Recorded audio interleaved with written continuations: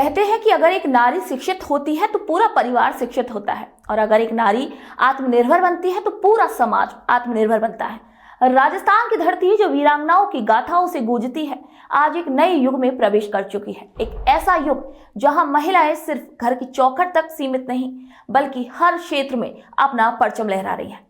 नमस्कार, मैं निशा और आप देख रहे हैं महिला दिवस के खास अवसर पर विशेष कार्यक्रम शक्ति स्वरूपा, जहां हम राजस्थान की बदलती तस्वीर और सशक्त होती महिलाओं और सरकार के उन पहलों पर चर्चा करेंगे जिन्होंने महिलाओं को नए अवसर और नया सम्मान दिया है। आज का ये विशेष एपिसोड समर्पित है उस परिवर्तन को जिसने राजस्थान की बेटियों, बहनों, माताओं को समाज में एक नई पहचान दी है।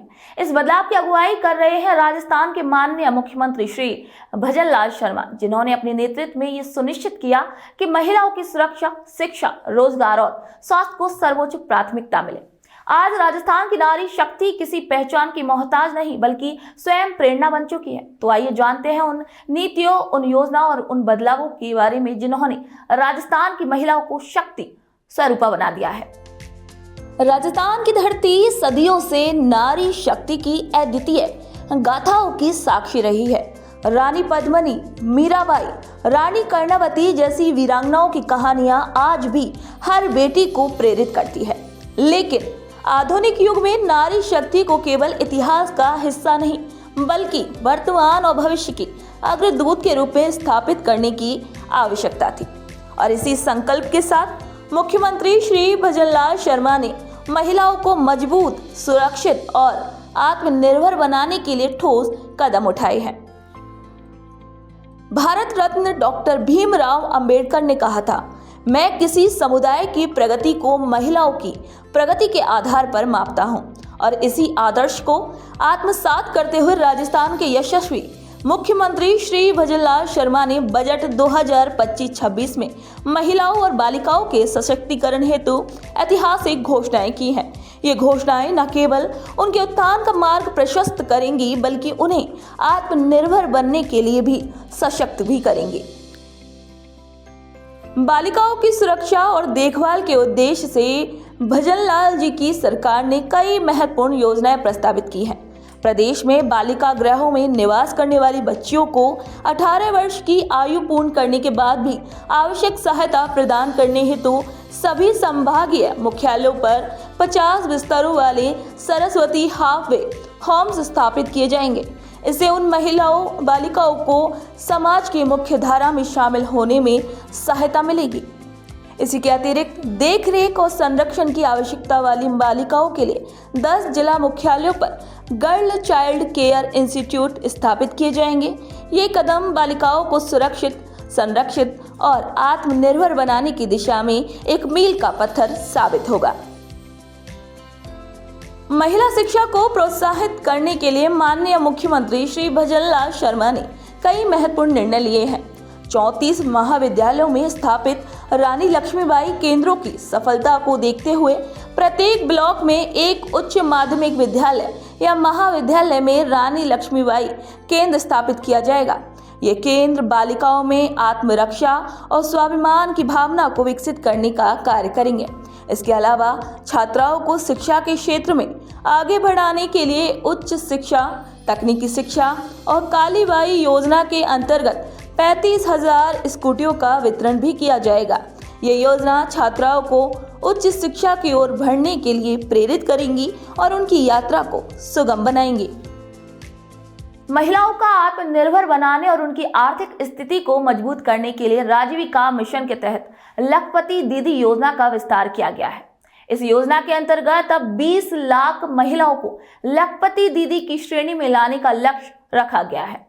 इसके अतिरिक्त राजस्थान महिला निधि क्रेडिट कोऑपरेटिव सोसाइटी लिमिटेड को नॉन बैंकिंग फाइनेंशियल कंपनी या कॉरपोरेशन के रूप में उन्नयन किया जाएगा।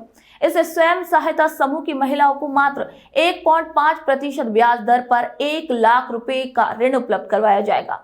इस योजना के माध्यम से आगामी वर्ष में 3 लाख महिलाओं को लाभान्वित भी किया जाएगा। इसके अलावा स्वयं सहायता समूह यानी कि SHG द्वारा निर्मित उत्पादों की ब्रांडिंग, पैकेजिंग और ऑनलाइन बिक्री को बढ़ावा देने के लिए 10 करोड़ रुपए का प्रावधान किया गया है। ये कदम महिलाओं के उत्पादों को राष्ट्रीय और अंतर्राष्ट्रीय बाजारों तक पहुंचाने में काफी सहायक होगा। स्वस्थ मातृत्व और बाल विकास को बढ़ावा देने के लिए मुख्यमंत्री सुपोषण न्यूट्री किट योजना लागू की गई है। इसके तहत राज्य के आंगनवाड़ी केंद्रों पर गर्भवती महिलाओं को अंतिम 5 महीनों के लिए अतिरिक्त पोषण प्रदान किया जाएगा। इस योजना से 2,35,000 महिलाएं लाभान्वित होंगी और इसी पर 25 करोड़ रुपए खर्च किए जाएंगे। बालकों के पोषण स्तर में सुधार लाने के लिए मुख्यमंत्री अमृत आहार योजना को और भी विस्तारित कर रहे हैं।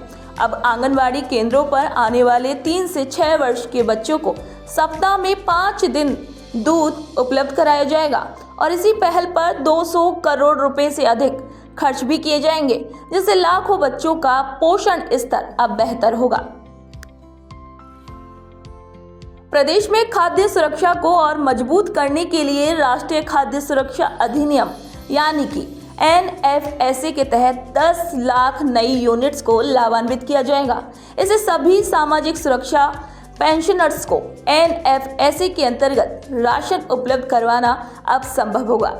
साथ ही अल्प आय वर्ग के परिवारों को आवश्यक वस्तुएं उचित मूल्य पर उपलब्ध कराने हेतु 5,000 उचित मूल्य की दुकानों पर अन्नपूर्णा भंडार स्थापित किए जाएंगे।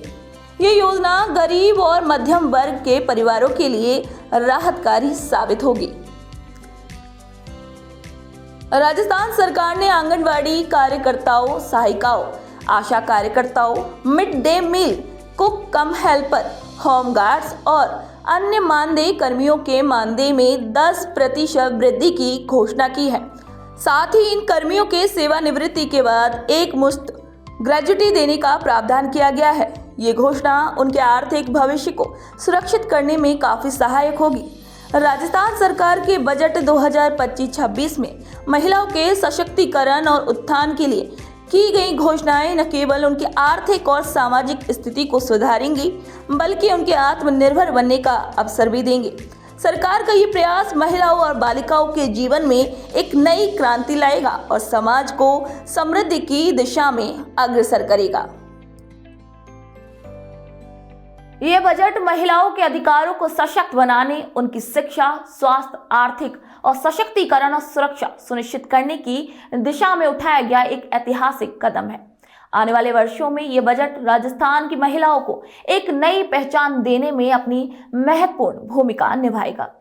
तो महिला दिवस के अवसर पर यह हमारी थी एक खास पेशकश, एक खास रिपोर्ट।